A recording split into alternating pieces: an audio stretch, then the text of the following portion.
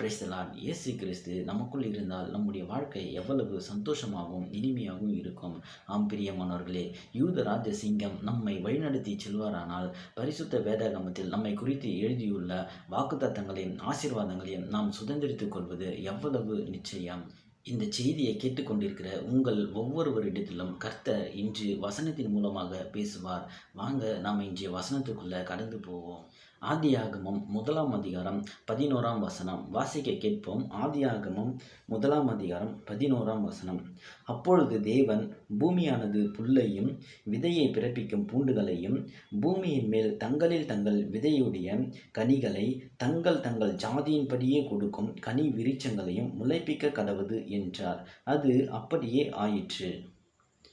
ஆம் பிரியமானவர்களே, கர்த்தராகிய இயேசு கிறிஸ்து இந்த உலகத்தை படைக்கும் பொழுது மிகுந்த ஆசீர்வாதங்களோடும் கனிம வளங்களோடும் இயற்கை வளங்களோடும் படைத்தார். இந்த வசனத்தின் மூலமாக கர்த்தர் இந்த உலகத்தை எவ்வளவு அழகாக படைத்திருக்கிறார் என்பதை நாம் அறிந்து கொள்ள முடியும். இயேசு கிறிஸ்து இந்த உலகத்தை படைக்கும் பொழுது எப்படி இருந்திருக்கும் என்று இந்த வசனத்தின்படி நாம் கண்களை மூடி கற்பனை செய்து பார்ப்போமானால் பூமியை பார்ப்பதற்கு மிகவும் ஆசீர்வாதமாக இருந்திருக்கும். எங்கு பார்த்தாலும் பச்சை பசேரென்று புற்கள், சகல விதை தரும் பூண்டுகள், சகல விதை தரும் கனி விருட்சங்கள், வண்ண வண்ண பூக்கள், மிகுந்த வாசனை தரக்கூடிய பூக்கள், எங்கு பார்த்தாலும் பச்சை பசேரென்று பூமி முழுவதும் குளிர்ச்சியாக இருந்திருக்கும். மிகவும் ஆசீர்வாதமாக இருந்திருக்கும். ஆனால் பூமியானது இந்த ஆசீர்வாதங்கள் எல்லாம் பெற்றுக்கொள்ள வேண்டும் என்றால் ஒரு நிபந்தனை இருக்கிறது. பூமியானது இவ்வளவு ஆசீர்வாதங்களையும் பெற்றுக்கொள்ள வேண்டுமென்றால் அந்த நிபந்தனையை பூர்த்தி செய்ய வேண்டும். அந்த நிபந்தனையை குறித்து நாம் 2ஆம் அதிகாரம் 5ஆம் வசனத்தில் தெளிவாக வாசிக்கலாம். வாருங்கள் வாசிக்க கேட்போம். ஆதியாகமம் 2ஆம் அதிகாரம் 5ஆம் வசனம். நிலத்தினுடைய சகலவித செடிகளும் பூமியின் மேல் இன்னும் உண்டாகவில்லை, நிலத்தினுடைய சகலவித பூண்டுகளும் இன்னும் முளைக்கவில்லை, ஏனெனில் தேவனாகிய கர்த்தர் பூமியின் மேல் இன்னும் மழையை பெய்ய பண்ணவில்லை, நிலத்தை பண்படுத்த மனுஷனும் இருந்ததில்லை. ஆம் பிரியமானவர்களே, பூமி இவ்வளவு ஆசீர்வாதங்களை பெற்றுக்கொள்ள வேண்டுமென்றால் கர்த்தர் மழையை பெய்ய பண்ண வேண்டும். கர்த்தர் மழையை பெய்ய பண்ண வேண்டுமென்றால் இந்த உலகத்தை பண்படுத்த மனிதன் இருக்க வேண்டும். ஆம் பிரியமானவர்களே, நம்முடைய வாழ்க்கையும் இதே போலத்தான். பரிசுத்த வேதாகமம் முழுவதும் நம்மை குறித்து ஆயிரமான ஆசீர்வாதங்களை கர்த்தராகிய இயேசு கிறிஸ்து எழுதி வைத்திருக்கிறார்.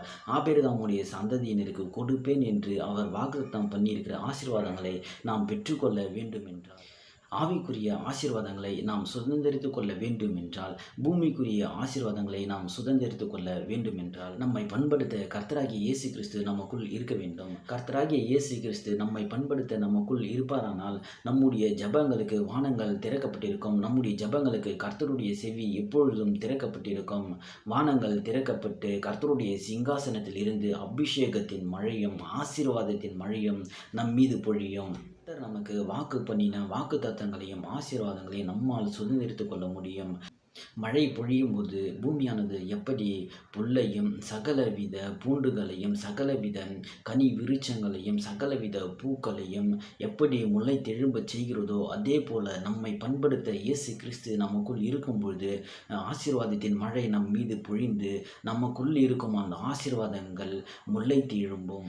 பூமியை பண்படுத்த மனுஷன் இல்லை என்றால் மழை பொழியாது. மழை பொழியவில்லை என்றால் பூமி தன்னுடைய ஆசீர்வாதங்களை பெற்றுக்கொள்ள முடியாது. ஆம் பிரியமானவர்களே, அதுபோலத்தான் நம்முடைய வாழ்க்கையும் கர்த்தராகிய இயேசு கிறிஸ்து நமக்குள் இருக்கும் பொழுது கர்த்தர் நம்மை பண்படுத்துகிறவராக இருக்கிறார்.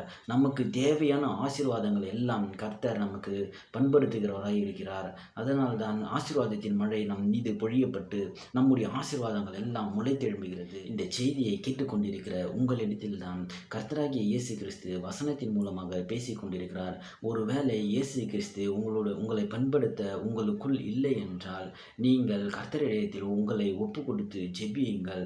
இயேசுவே, என் உள்ளத்தில் வாரும், என்னை பண்படுத்தும் என்று ஜெபியுங்கள். அப்பொழுது உங்களுடைய ஆசீர்வாதங்களை கர்த்தர் உங்களுக்கு கொடுத்த ஆசீர்வாதங்களை நீங்கள் பெற்றுக்கொள்வீர்கள்.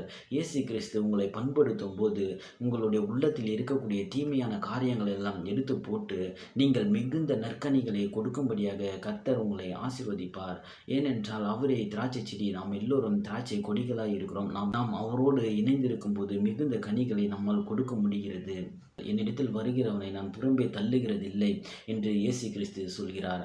நாம் நம்மை பண்படுத்தும்படியாக நம்மை அவரிடத்தில் அர்ப்பணிக்கும் பொழுது கர்த்தராகிய இயேசு கிறிஸ்து நம் உள்ளத்தில் வந்து நம்மை பண்படுத்தி நமக்கு தேவையான ஆசீர்வாதங்களை எல்லாம் அவர் பிதாவினிடத்திலிருந்து பெற்றுக் கொடுக்கிறார். நம்முடைய ஆசீர்வாதங்கள் எல்லாம் முளைத்து எழும்பும்.